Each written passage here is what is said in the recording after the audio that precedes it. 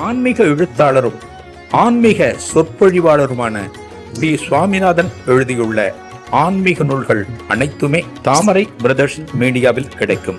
மகாபிரிவா தொகுதிகள் தமிழிலும், மகாபிரிவா தொகுதிகள் ஆங்கிலத்திலும் இவர் எழுதியுள்ள நூல்கள் பல்லாயிரக்கணக்கான வாசகர்களிடையே பெரும் வரவேற்பை பெற்றது. இவற்றை தவிர திருப்பதி சரணம் உட்பட ஏராளமான ஆன்மீக நூல்கள் தாமரை பிரதர்ஸ் மீடியாவில் கிடைக்கும். ஸ்ரீ குருபியோ நமக. ஓம் காஞ்சிவாசாய வித்மகே சாந்த ரூபாய திமிகி தன்னஸ் சந்திரசேகரேந்திர பிரச்சோத்யாத். எல்லாருக்கும் நமஸ்காரம். மகாபிரிவா மகிமை அனுபவங்கள்ல சமீபத்தில் நம்ம பார்த்த ஒரு அனுபவத்தில் ஒரு ஐரோப்பியர், அவர் பெரியவாளை தரிசனம் பண்றதுக்காக ஐரோப்பாலேருந்து வருவார். நம்ம ட்ரெடிஷன் படி வேஷ்டி துண்டு கட்டிட்டு நெத்தியில விபூதி போட்டு போவார் அப்படின்னு நம்ம சொல்லுவோம். அதாவது விபூதி, குங்குமம், சந்தனம், திருமண் இதெல்லாம் ஒரு சமய சின்னம், இந்து சமயத்தினுடைய சின்னம். ஒரு சைவர்களாக இருக்கக்கூடியவர்கள் நெற்றியில விபூதி இட்டுக்கிறோம். வைரவர்களாக இருக்கக்கூடியவர்கள் திருமண் நாமம் சொல்றோம், நாமம் போட்டுக்கிறோம். பெண்கள் அத்தனை பேருமே, குழந்தையா இருந்தாலும் சுமங்கலிகள் அத்தனை பேருமே குங்குமம் நெத்தியில வச்சுக்கணும். சந்தனம், கோபி சந்தனம் எல்லாம் காமன். இதெல்லாம் நமக்கு ஒண்ணு தோணலாம். நெத்தியில விபூதி இட்டா மட்டும் பக்தி வந்துடுமா? எல்லாரும் கேட்கக்கூடிய கேள்வி, மனசுல தோணக்கூடிய கேள்வி. ஏன்னா இந்த சமய சின்னத்தை அணிந்து கொண்டு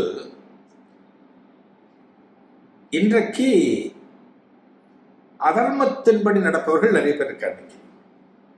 நம்ம பார்க்கிறோம், சமய சின்னங்களை அணிந்து கொண்டு தர்மத்தின் வழி செல்லாமல் அதர்மத்தின் வழியில் செல்லக்கூடியவர்கள் நிறைய பேர் இருக்காங்க.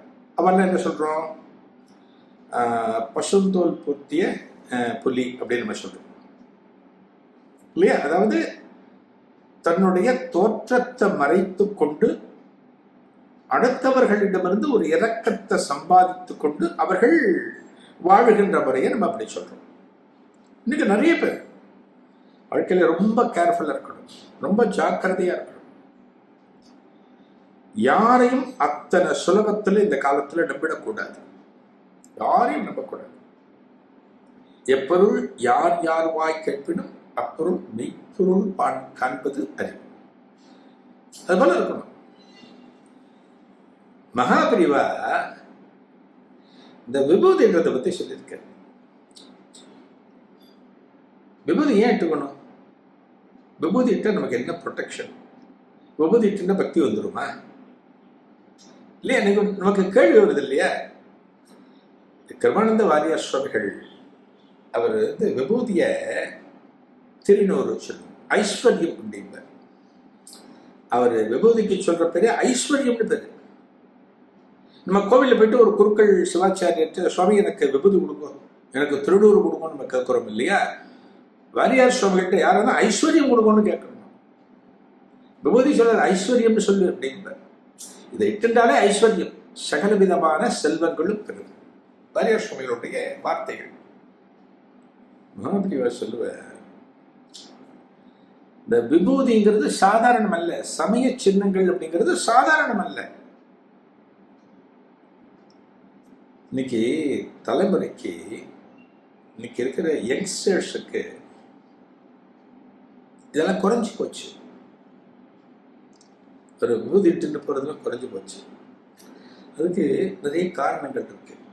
அவ இருக்கிற கார்பரேட் கல்ச்சர், அதுல எல்லா மதத்தினர்களும் இருப்பாங்க, அதனால நான் இட்டுன்னு போறதுக்கு இது சங்கடமா இருக்கு.